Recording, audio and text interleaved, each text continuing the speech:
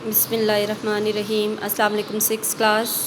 I hope आप लोग अपना काम बाकायदगी से कर रहे हैं और आप लोग बिल्कुल भी पीछे नहीं हैं काम से। सिक्स क्लास ये बहुत इम्पॉर्टेंट है कि आप साथ साथ अपने नोट्स कंप्लीट करें ताकि जब मैं रिवीजन का टेस्ट लूँ तो आप लोगों को कोई प्रॉब्लम नहीं हो। तो सिक्स क्लास साइंस में हम लोग चैप्टर नंबर 3 कर रहे थे और हमने जो टॉपिक पिछला रीडिंग की थी वो थी burning fossil fuels. Page number 36 और 37 पे इसकी एक्सरसाइज है, तो आज हम इसकी ये एक्सरसाइज करेंगे।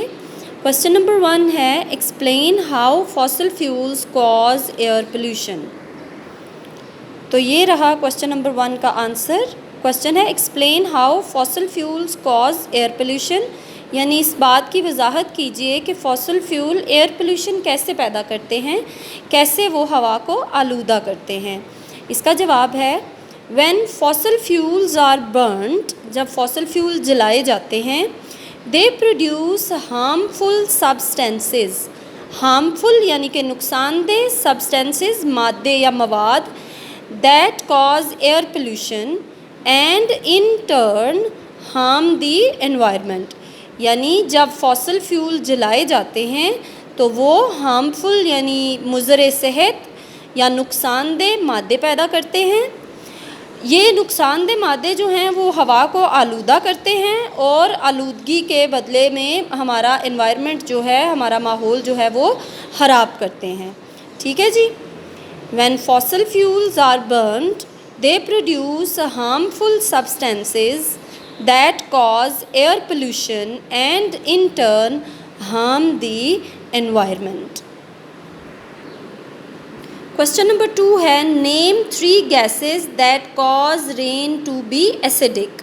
Name 3 gases that cause rain to be acidic. 3 ऐसी गैसेस का नाम बताएं जो बारिश को तेज़ाबी कर देती हैं जी। और ये गैसेस हैं carbon dioxide, sulphur dioxide and nitrogen dioxide. 3 gases हैं carbon dioxide, sulphur dioxide and nitrogen dioxide. Question number 3 है explain how acid rain kills trees. वजाहत कीजिए कि जो तेज़ाबी बारिश है वो दरख्तों को कैसे तबाह करती है, दरख्तों को कैसे मारती है। थर्ड क्वेश्चन का आंसर है when acid rain false over the forest areas it kills the trees because the acid releases poisonous aluminium from the soil into water which are absorbed through the roots of trees। यानी जब तेज़ाबी बारिश ज़मीन पे गिरती है तो ज़मीन से जहरीला एल्यूमिनियम रिलीज़ होता है। ये जहरीला एल्यूमिनियम पानी में चला जाता है, पानी के साथ ये दरख्तों की जड़ों में एब्जॉर्ब होता है और ये दरख्तों को मार देता है।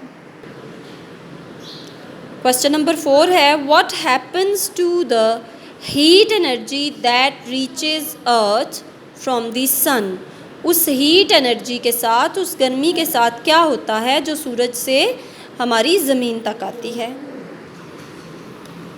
क्वेश्चन नंबर 4 का आंसर है the layer of air which surrounds the earth acts as insulating layer. Carbon dioxide gas in the atmosphere absorbs the heat from the sun and keeps it in there by maintaining a specific temperature for life on earth। Basically जो भी heat ज़मीन पे आती है वो reflect back होती है, लेकिन जो हवा की तह है, जो हमारा एटमॉस्फेयर है, कुर्रा हवाई है, ये हीट को ट्रैप करता है। और हीट को ट्रैप क्या चीज़ करती है? Carbon dioxide.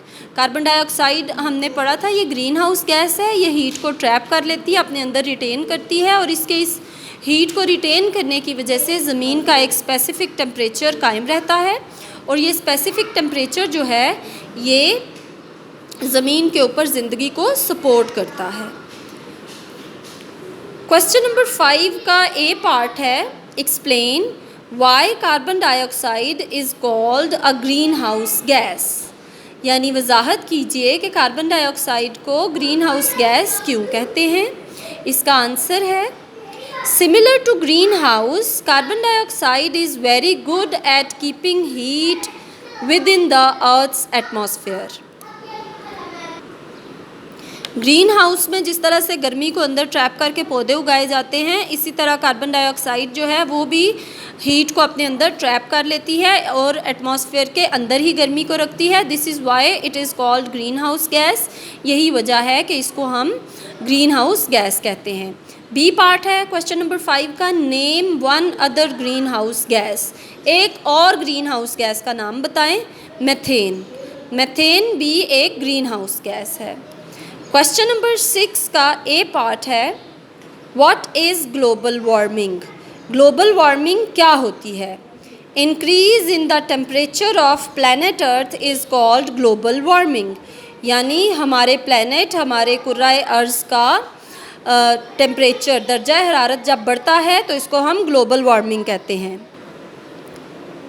लास्ट पार्ट है जी. Explain how global warming can lead to the flooding of the low lying areas. Explain करें कि कैसे जो ग्लोबल वार्मिंग है वो नशेबी इलाकों में सैलाब का बायस बनती है.